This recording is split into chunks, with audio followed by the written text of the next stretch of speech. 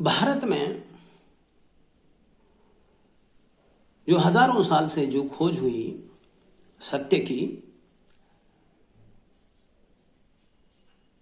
वो है nature of reality, जिसको विज्ञान कहता है। विज्ञान की भी खोज वही है, पदार्थ के विज्ञान के द्वारा।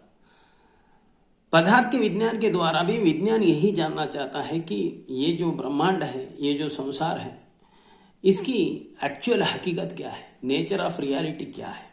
क्या हम 5 इंद्रियों को द्वारा जो समझते हैं, जो अनुभूति करते हैं, वही सत्य है या फिर और कुछ है।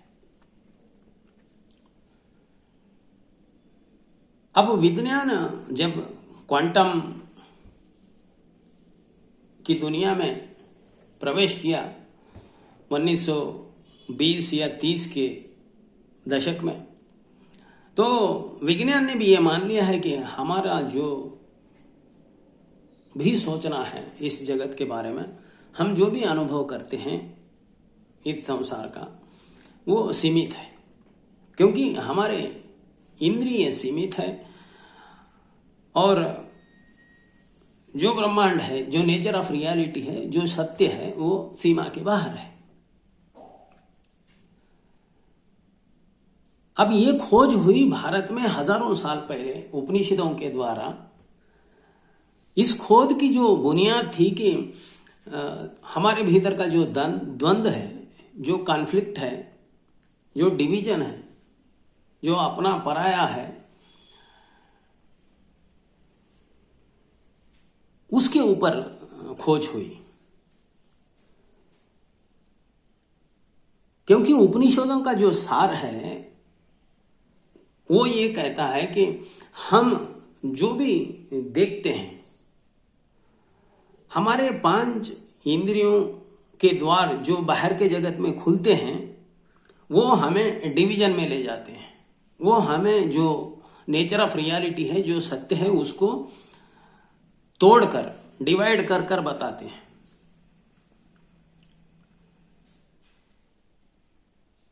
लेकिन जो प्रचार हुआ भारत में इस सत्य की खोज का, इस नेचर ऑफ रियलिटी का, वो एक खुद बड़ा द्वंद्व बन गया, बहुत बड़ा कॉन्फ्लिक्ट बन गया। क्योंकि जिन्होंने भी उपनिषदों को, वेदों को जितना भी खोज हुई है, उसको बताया, वो डिवीजन के रूप में बताया, संसार अलग, अध्यात्म अलग। और अगर हम इसको ठीक तरह से देखें तो संसार को अध्यात्म विरोधी बताया गया, जीवन विरोधी बताया गया। इसलिए भारत में लोग संसार से भागे, भोग के विरोध में हो गए, सुख के विरोध में हो गए। अब इसका परिणाम ये हुआ कि हम हजारों साल दरिद्रता में रहे और सुख से वंचित रहे, और जो नैसर्गिक भोग की क्रिया है, निसर्ग के नियम के अनुसार, उसका हमने दमन किया। इसलिए हमारे समाज में एक प्रकार की गहन विकृति निर्माण हुई। आज भी अगर हम देखें तो हमारी जो साधना का जो पथ है, अध्यात्म का जो जगत है, तथाकथित अध्यात्म का जगत, वो इन बातों पर ज्यादा जोर देता है। आकार, निराकार, विचार, निर्विचार, इनकी पूरी श्रृंखला, इनका पूरा मंथन इस दोनों पर है। लोगों की यह धारणा है, ये भ्रम बनाया गया है कि हमको आकार से निराकार की ओर जाना है, विचार से निर्विचार की ओर जाना है। अब ये भ्रम का परिणाम ये हुआ कि लोग जो इस जगत में आने वाले जो साधक है, उनमें एक बहुत बड़ा द्वंद्व पैदा हुआ।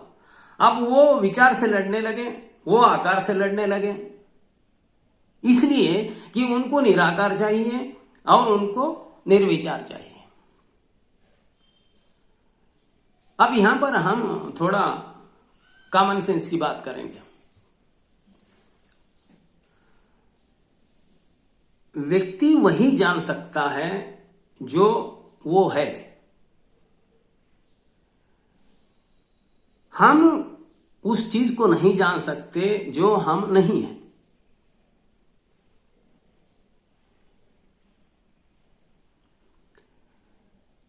व्यक्ति आकार है, आकार को ही जान सकता है। आकार निराकार को कैसे जान सकता है? अगर आकार निराकार को जानने की कोशिश कर रहा है, इसका मतलब उसने आकार ने ही अपने भीतर एक डुप्लीकेशन किया, एक डिवीजन किया, और वो अपने डिवीजन के साथ चल रहा है, जिसका नाम है निराकार। यानी एक प्रकार का हमने एक पागलपन भीतर, एक द्वंद्व क्रिएट किया है, और उस हमारे सेल्फ क्रिएशन के पीछे हम भाग रहे हैं उसको पकड़ने के लिए। तो ये एक प्रकार का ये बहुत बड़ा मानसिक डिसऑर्डर है, साइकोलॉजिकल डिसऑर्डर है। दूसरी बात विचार की। विचार कहां से निकल रहा है?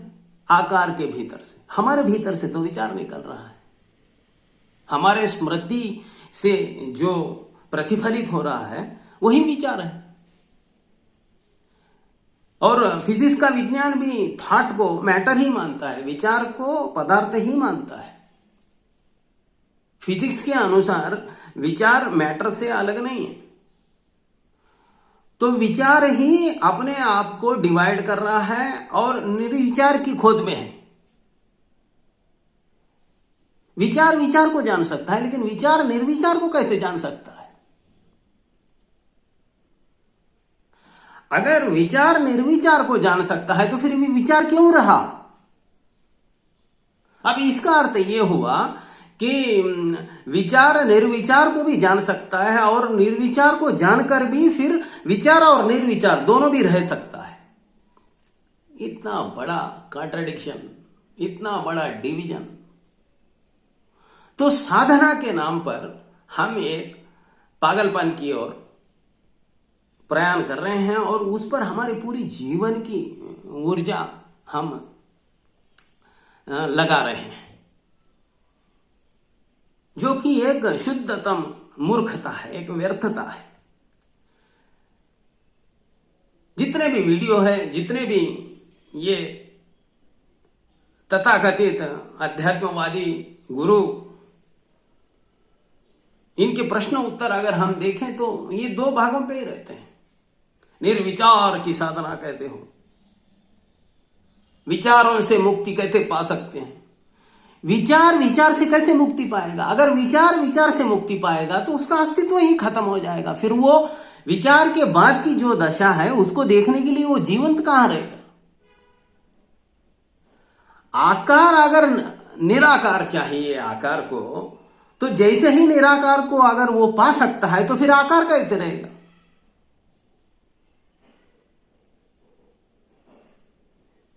तो ये जो गहरा द्वंद्व है, सेल्फ कॉन्ट्राडिक्शन, हम जो इस सेल्फ कॉन्ट्राडिक्शन में हमारी जो ऊर्जा लगा रहे हैं, उसमें हम साधना का एक भ्रम, एक भ्रांति बनाकर हम चल रहे हैं।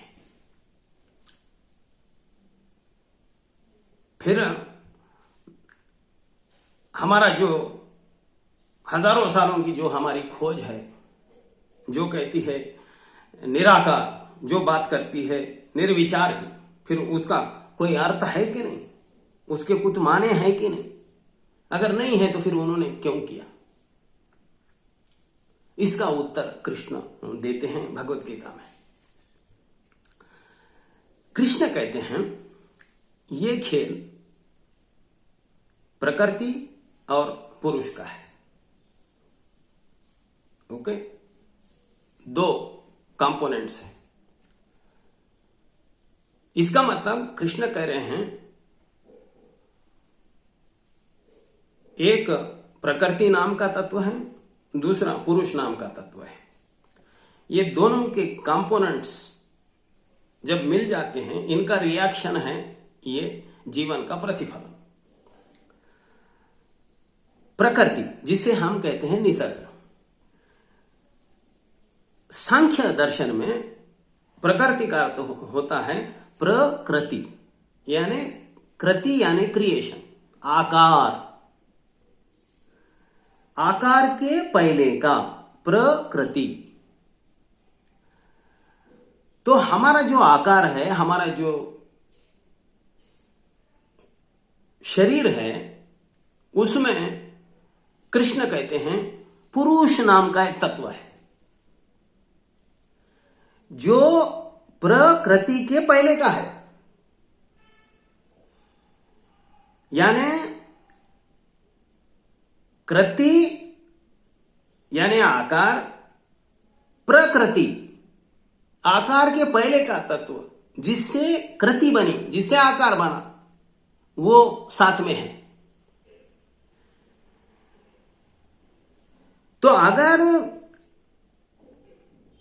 इस कृति को अकृति चाहिए, यानी आकार को अगर निराकार चाहिए, इस विचार को अगर निर्विचार चाहिए, तो उसे कौन देख सकता है? प्रकृति तो नहीं देख सकती, आकार तो नहीं देख सकता, विचार तो नहीं देख सकता, फिर कौन देख सकता है? कौन जान सकता है? कृति के पहले वाला, आकार के पहले वाला, वो है क्या हमारे शरीर में? है।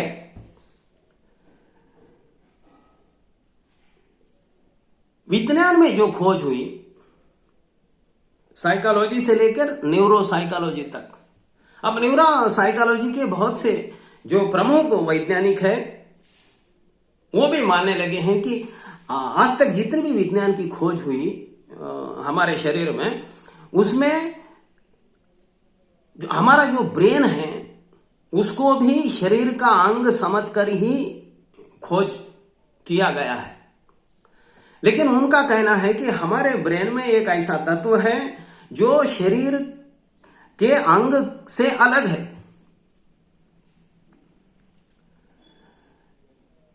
इसलिए वो शरीर में क्या हो रहा है, शरीर के अंग में क्या हो रहा है, उसको देख सकता है। जैसे पांव है,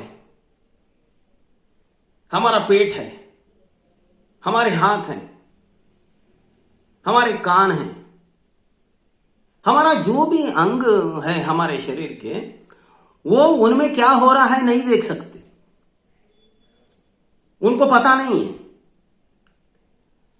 लेकिन हमारा ब्रेन ही एक ऐसा अंग है